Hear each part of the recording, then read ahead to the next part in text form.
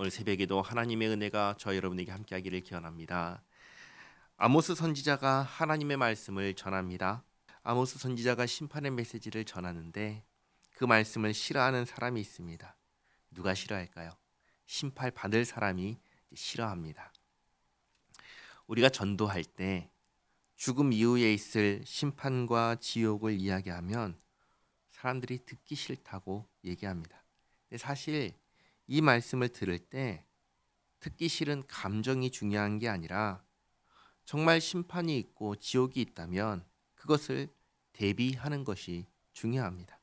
그런데 대비할 생각은 없고 듣기 싫으니 기분 나쁘니 말하지 말라고 합니다. 네, 그것과 똑같은 일이 오늘 일어나고 있는 겁니다. 아모스 선지자에게 누가 말하지 말라고 하냐면 제사장이 말하지 말라고 합니다.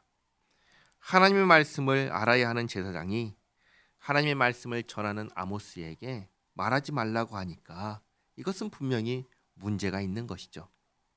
그래서 보니까 어디에 있는 제사장이냐면 베델에 있는 제사장입니다. 베델은 북이스라엘의 초대왕, 1대 왕인 여로보암이 금송아지 우상을 만들고 레위 사람 제사장이 아닌 일반인을 제사장으로 세운 곳입니다. 그러니까 듣기 싫다고 말하는 이 제사장은 사실은 레위 제사장이 아닌 엉터리 제사장인 것입니다.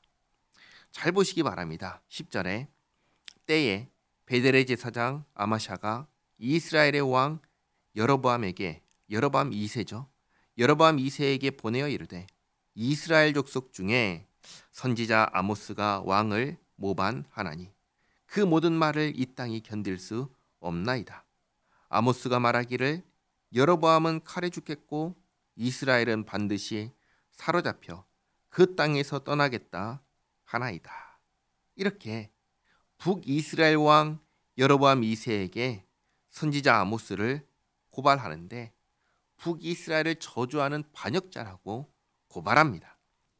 그리고 12절에 아마샤가 또 아모스에게 이르되 선견자야 너는 유다 땅으로 도망하여. 도망하라고 하는 이유는 아마샤가 왕에게 고발했으니 이제 왕이 아모스를 잡아서 죽이려 할 것이기 때문입니다. 너 살고 싶으면 도망가라, 그 얘기를 하는 것이죠. 유다 땅으로 도망하여 가서 거기에서나 떡을 먹으며 거기에서나 예언하고 다시는 베델에서 예언하지 말라. 이는 왕의 성소요 나라의 궁궐임이니라. 이렇게 하나님의 심판을 선포하는 아모스에게 듣기 싫다고 하는 겁니다. 그러나 정말 필요한 것은, 중요한 것은 말씀을 듣고 심판을 대비하는 것입니다. 한번 생각해 보시기 바랍니다. 만약에 심판이 없다면 들을 필요가 있겠습니까? 대비할 필요가 있겠습니까? 들을 필요도 없고 대비할 필요도 없습니다. 심판이 없는데 그게 무슨 소용이 있겠습니까? 무슨 필요가 있겠습니까? 그러나 심판이 있다면 달라지는 겁니다. 들어야 하고 대비해야 합니다. 왜 그렇죠? 그러지 않으면 망하기 때문입니다. 지옥에 가기 때문입니다. 그런데 듣지 않겠다고 합니다. 말하지 말라고 합니다.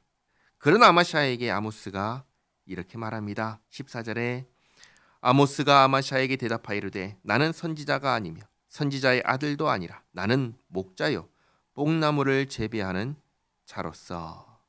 그러니까 아모스는 선지자가 되려고 훈련받은 사람이 아닙니다. 그런데 하나님께서 택하여 부르신 것입니다. 하나님께서 임명하신 것입니다. 15절 양떼를 따를 때 여호와께서 나를 데려다가 여호와께서 내게 이르시기를 가서 내 백성 이스라엘에게 예언하라 하셨나니 이제 너는 여호와의 말씀을 들을지니라.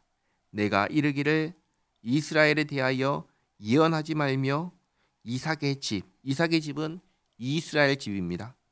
이스라엘을 향하여 경고하지 말라 하므로 여호와께서 이와 같이 말씀하시기를 내 아내는 성읍 가운데서 창녀가 될 것이요 내 자녀들은 칼에 엎드러지며 내 땅은 측량하여 나누어질 것이며 너는 더러운 땅에서 죽을 것이요 이스라엘은 반드시 사로잡혀 그의 땅에서 떠나리라 하셨느니라. 아멘.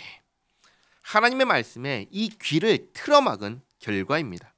심판을 피할 길을 말씀하시는데 듣지 않으니 어떻게 되겠습니까?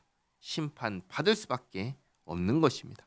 게다가 벌 받을 사람이 더욱 벌 받을 일을 하니 그 벌이 가중되고 마는 것입니다. 그러면서 아모스가 선언하는 이 말씀들을 보면 얼마나 끔찍합니까? 아내는 창녀가 되고 자녀들은 죽고 땅은 빼앗기고 나도 죽고 이스라엘은 잡혀간다 하니 이 얼마나 끔찍한 말씀입니까? 하나님께서 이렇게 잔인한 말씀, 자극적인 말씀을 하시는 이유가 무엇일까요? 망하라고 하시는 말씀이 아니라는 것을 우리가 잊어서는 안 됩니다. 아직 이러한 일들이 일어나지 않았습니다. 이런 일들이 일어나지 않았다는 것은 아직 기회가 있다는 것입니다. 지금도 늦지 않았다라는 것입니다. 하나님 말씀이 선포되었을 때, 그러나 아직 성취되지 않았을 때에는 기회가 있는 것입니다. 그 기회를 잡으라고, 놓치지 말라고 이렇게 강하게, 자극적으로, 분명하게 말씀하신 것입니다. 우리는 종종 무엇이 중요한지를 잘못 판단합니다. 중요하지 않은 것을 중요하게 여기고 정말 중요한 것을 사소하게 여길 때가 있습니다. 특별히 내 기분, 내 감정과 관련될 때 그렇게 잘못 판단하곤 합니다. 물론 감정도 기분도 중요합니다. 그러나 감정과 기분이 문제를 해결할 수 없다는 사실 또한 기억해야 합니다. 심판을 받을 죄인이 오늘 기분 나쁘니 다음에 심판받겠습니다 라고 할 수 없는 것입니다. 우리가 정말 귀를 기울여야 하는 것은, 주목해야 하는 것은 내 기분, 내 감정이 아니라 하나님의 말씀입니다. 하나님 말씀을 듣고 그날을 준비하며 살아가는 우리 모두가 되기를 바랍니다. 기도하겠습니다.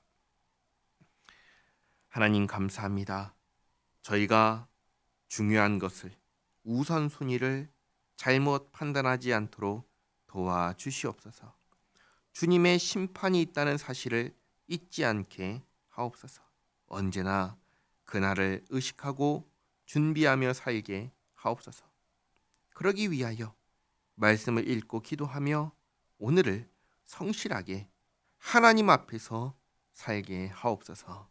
예수님의 이름으로 기도하옵나이다. 아멘.